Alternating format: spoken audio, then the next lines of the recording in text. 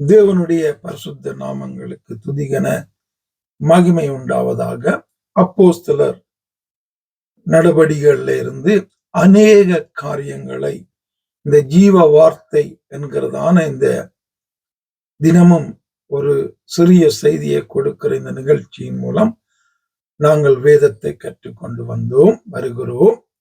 தொடர்ந்தும் ரோமர், அப்போஸ்தலர் பவுல் எழுதின ரோமர் உரிய அந்த நிருபத்தை பார்த்து அதுல அநேக காரியங்களை ஆவியானவர் எங்களுக்கு கற்றுத்தரும்படியாக ரோமர்ல இருந்து 1வது அதிகாரம் 1வது வசனம்.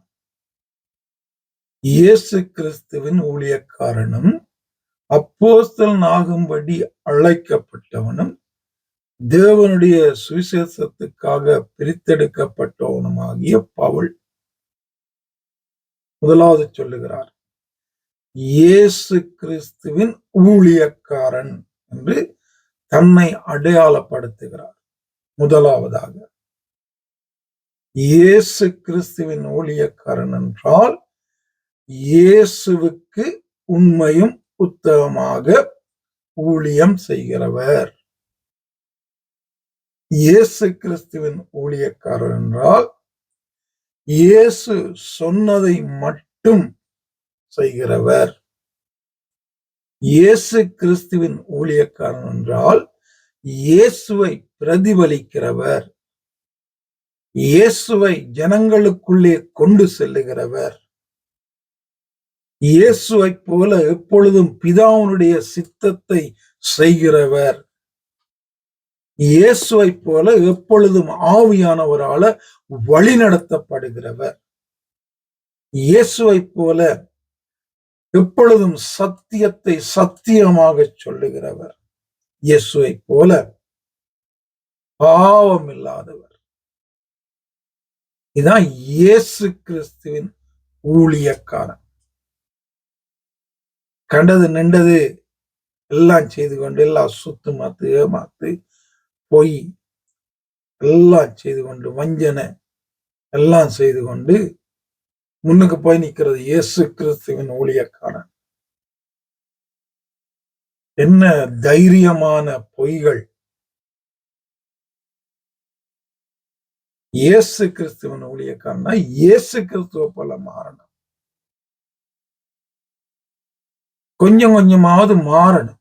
ஜனங்கள் பார்த்து சொல்லணும், நேற்று போன வருடம் இருந்தது போல இந்த ஊழியக்காரன் இல்ல, மாற்றங்கள் தெரிகிறது, இயேசுவை போல இவர் மாறுகிறது தெரிகிறது, இயேசுவை இவை பிரதிபலிக்கிறது தெரிகிறது என்று ஜனங்கள் சொல்லணும். இயேசுவை போல ஊழியம் செய்கிற ஒரே நாள்ல ஒருத்தரும் மாற முடியாது. கொஞ்சம் கொஞ்சமாக தினமும் எங்களுடைய வாழ்க்கையில அந்த மாற்றம் தெரிய வேண்டும். இதான் இயேசு கிறிஸ்துவின் ஊழியக்காரன் என்று பவுல் சொன்னார். பவுல் சொன்னாரு, சொல்லுவதற்குரிய சகல தகுதிகளும் காரியங்களும் அவருக்கு இருந்தபடியா சொன்னார். சொல்லுகிற இடத்துல ஜனங்களும் அவர் அப்படியா ஏற்றி கொண்டாங்க. அவருடைய வாழ்க்கையை பார்த்தாங்க, ஊழியத்தை பார்த்தாங்க, பாடுகளை பார்த்தாங்க, கடந்து வந்த உபத்திரவங்களை பார்த்தாங்க, கண்டாங்க. அப்படியாக இயேசு கிறிஸ்துவின் ஊழியக்காரனாக நானும் நீங்களும் இந்த நாட்கள்ல இருக்கிறோமா? அப்படி சொல்லத்தக்கதாக தைரியமாய் எழுந்து நின்று நான் இயேசு கிறிஸ்துவின் ஊழியன் சொல்லத்தக்கதான ஒரு ஊழியக்காரனா நானும் நீங்களும் இருக்கிறோமா?